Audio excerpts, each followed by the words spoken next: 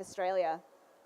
I begin by acknowledging that we are gathered here in Belém on the lands of the Tupunyama and Pakajas people. I also acknowledge the custodians of country in Australia, Australia's first farmers. I'm based in Canberra, the land of the Ngunnawal people.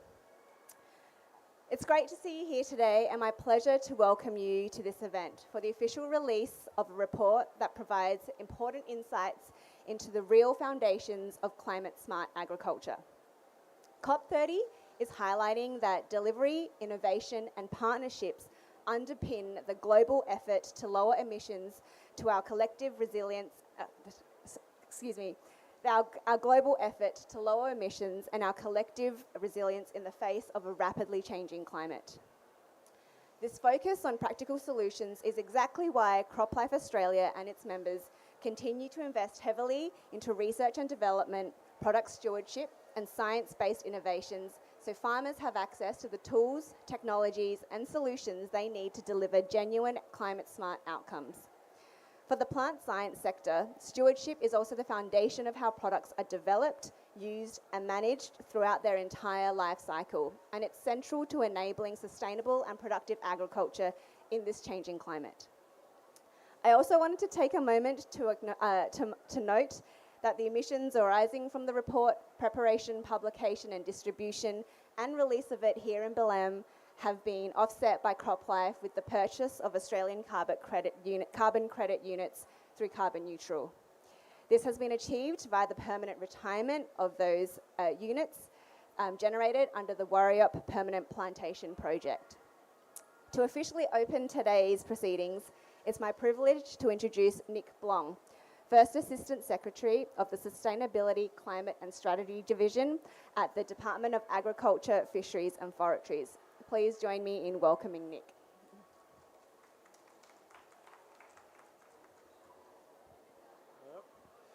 Morning everyone. Hopefully everyone can hear me. The mic's working. A bit louder. There we go. Well, thank you for CropLife for inviting me to open today's proceedings. So as Jana mentioned, I'm from the Department of Agriculture, Fisheries and Forestry in Canberra. My day job is, I reckon I've got the best job in the department. Encompasses sustainable agriculture policy, climate adaptation, climate mitigation, and get the opportunity to work with Australian farmers and industry every day on this existential challenge of how we feed the world with low emissions food and fibre that's nutritious, but also grapple with a sector and an industry that's confronting the challenge of producing food and fibre in a changing climate, and those climate impacts are accelerating every year, and Australian farmers are having to adapt to those changing conditions for decades and decades. So the link to this, the work by CropLife that Matthew will talk to in a second, is really important. We know that Australian farmers, as I said, are profoundly impacted by climate change, and that means they have to adapt their business every year to changing seasons, commodity prices, market disruptions. We also want to make sure that the sector's ideally placed to support low emissions food and fibre production, both in Australia and also through our export markets around the world. We know our sustainability credentials are world leading across many of our regions and commodities, and I know the report that CropLife is sort of releasing today underpins a lot of that analysis and acknowledges the hard work of Australian farmers over many years in terms of adapting to climate change, adopting world-leading research and development, been efficient with their things like fertiliser use. We produce $100 billion worth of food and fibre every year, which is quite extraordinary when you think we have some of the most ancient soils and fragile soils on the planet. And it's a testament to the work of industry, our research organisations, and also our farmers and their willingness to adapt to a changing climate and be the most efficient they can in terms of their production systems. Of course, the job's not done, and there's work in front of us to make sure that our farmers are best placed to lead the world in low emissions food and fibre production. And again, the CropLife report that's been released today will acknowledges what that task looks like in front of us, as well as some of the achievements to date. So I might stop there and pass over to Matthew. It's, again, a pleasure to be here on behalf of the department, and look forward to reading this report in detail now that it's formally released. And Matthew, over to you. Thank you.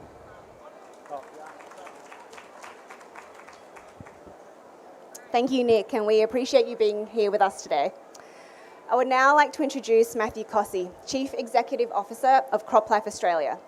Matthew is also founder and director of the Agricultural Biotechnology Council of Australia and has been recognised in Australia and internationally for his advocacy for science-based agricultural policy and a champion of industry stewardship. Please welcome Matthew to release this report. Thank you, Jana, and welcome and good morning.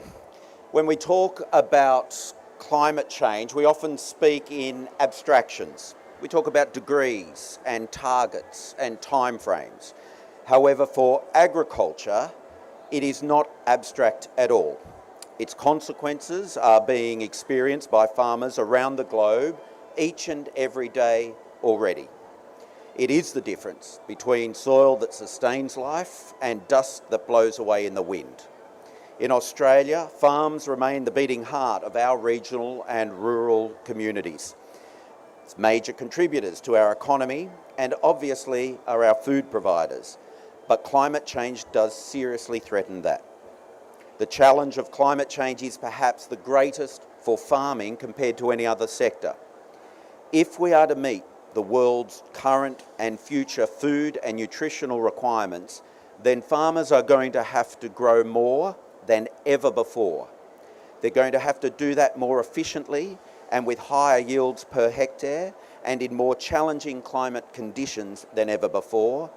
And with all of that, they're also going to have to do it with ever improving carbon footprint. That's no easy task. However, just as the world is leaning in to science, innovation and technology to address our clean energy challenges, it is also science, technology and innovation that holds the solutions for the future for genuine sustainable farming to meet the world's requirements.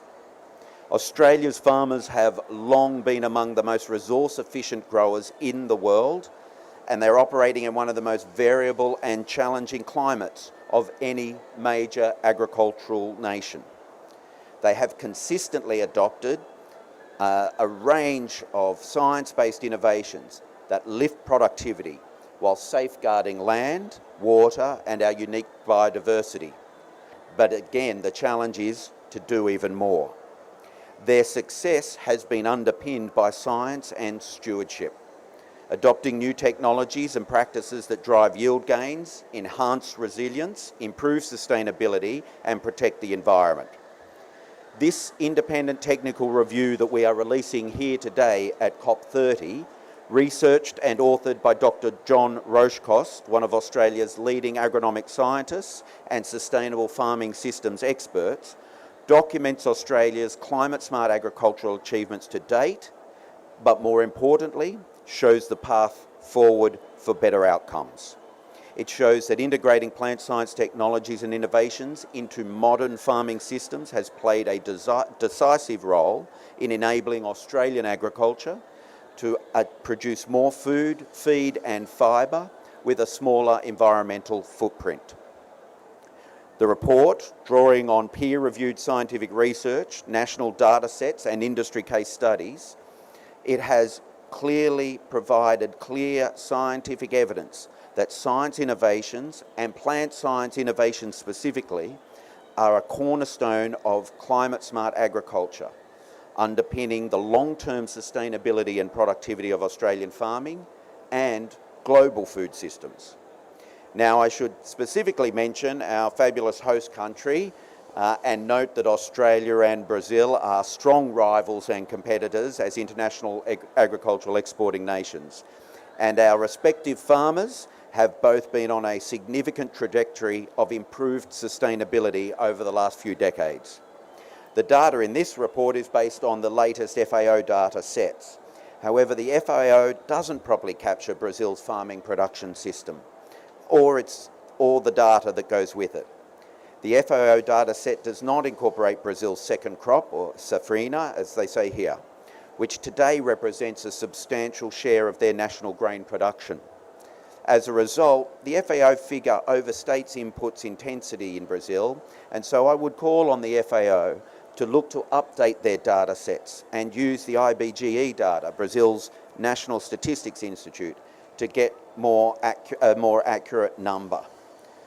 Data is really important in this debate. Policy decisions need to be based on data so the right decisions are made. This is why we have already commissioned Dr. Rochecourse to work on the next version of the report to capture the more comprehensive data for a future update. Of course, in the great Australian tradition of a bit of cheekiness, I'd argue that even with that new data, Australia's farmers will be out in front of Brazil's, but it's a competition that we're happy to have.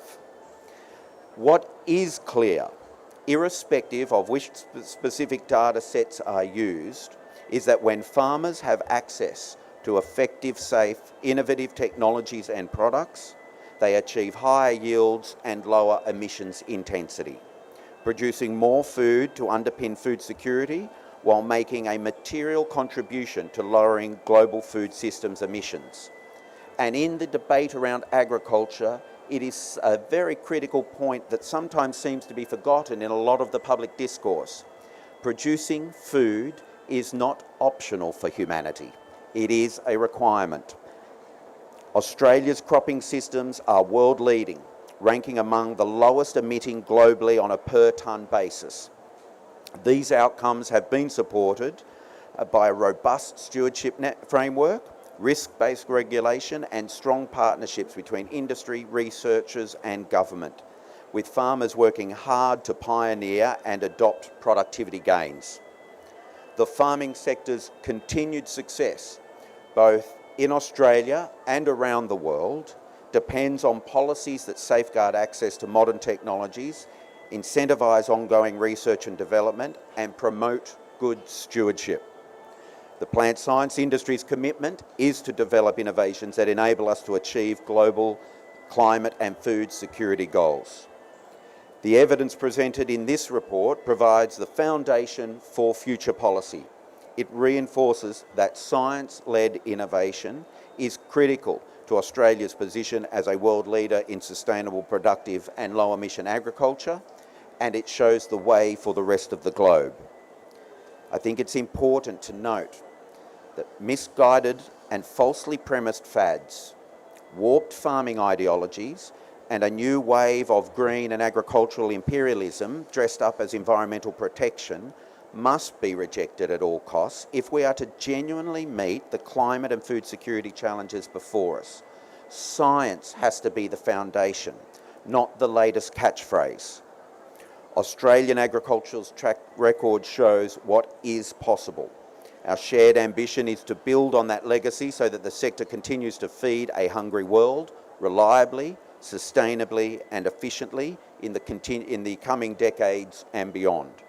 It is my pleasure to formally release the Climate Smart Australian Agricultural Technical Review here today and commend it to you. Wish you all the very best for the remainder of COP30 and thank you for joining us this morning. Please enjoy the rest of your day.